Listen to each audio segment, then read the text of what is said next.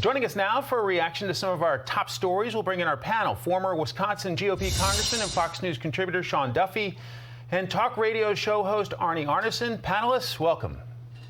Hey, Mike. Thank you. Crime has really spiked in some prominent American cities. We can put the numbers on the screen. Portland, Los Angeles County, Minneapolis, Atlanta, and Philadelphia, some key examples. Arnie, what needs to be done to get a handle on it? Well, let's also realize that we're coming out of a pandemic, and what we've seen during the course of this pandemic is a huge surge in things like depression. We've seen a huge surge in poverty, and as a result of that, we really need to figure out how to respond effectively. And I think when you hear a lot about issues like defund the police, I think what people are really talking about is reimagining public safety services.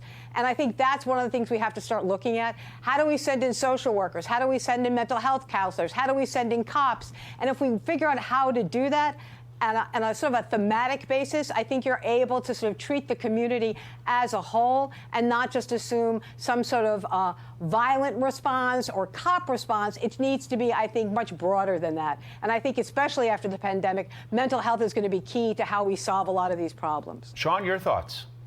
Yeah, Mike, so when we have a pandemic and Democrat governors lock their states down and keep people, locked up in their houses, wearing masks, not being able to go to work, there was depression in those Democrat states. But in Republican states, they were actually open and going back to work and thriving. But I think the real issue here is it's not reimagining law enforcement, it's actually defunding law enforcement.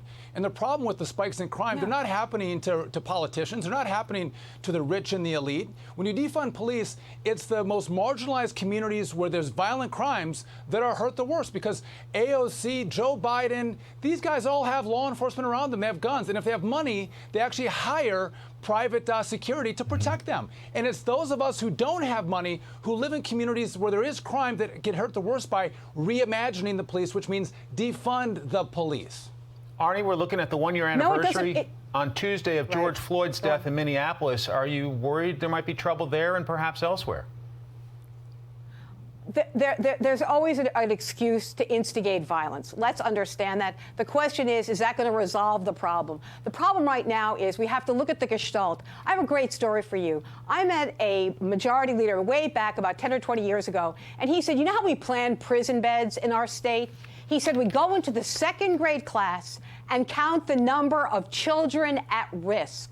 They are 7. No cop is going to help them at that point. What is going to help them is education. What is going to help them is social services. What is going to help them is mental health. If we know at age 7 they'll end up in prison, it's not a cop problem, it's a community problem. And you're absolutely right. Wealthy communities always have it right. That's because they've invested in their education. They're invested in their infrastructure. What we know about poor communities, they can't even drink their water because their water isn't safe. They don't go to good schools. They don't have after-school programs, and they don't have an opportunity to have a job. So as a result, you sent me a story about a 17-year-old that just shot some people up. Well, my question is, what the hell was he doing with a gun? What kind of mental health status did he have? And then the question becomes, how are we resolving this? If you think a cop is going to do it, the cop comes too late.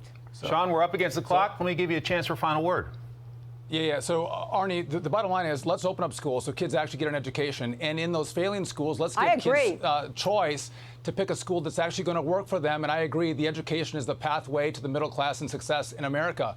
And the bottom line is, if we want to stop violence in the streets, let's start to arrest people. Let's put them in jail. Let's hold them on bond, and let's actually prosecute the bad actors and put them in jail. It's never worked. You do that, no more you're going to have the violence on the streets. When you let the violence run rampant, you get more of it. That's what we've seen in the last year and a half in America. All right, we'll let you guys. Never worked. We'll let you guys slug it out during the commercial break. Thanks so much for your time. Have a wonderful day. Mike.